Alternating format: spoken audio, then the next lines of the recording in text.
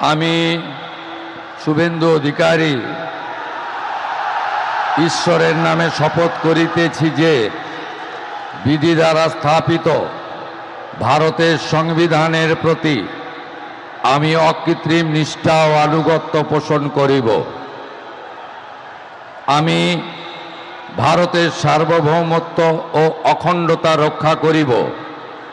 পশ্চিমবঙ্গ রাজ্যের মুখ্যমন্ত্রী রূপে আমার কর্তব্যসমূহ নিষ্ঠাপূর্বক এবং বিবেকসম্মতভাবে নির্বাহ করিব এবং ভয় বা পক্ষপাত, প্রীতি বা বিদ্বেষ রহিত হইয়া সকল শ্রেণীর জনগণের প্রতি সংবিধান ও বিধি অনুসারে ন্যায় আচরণ করিব।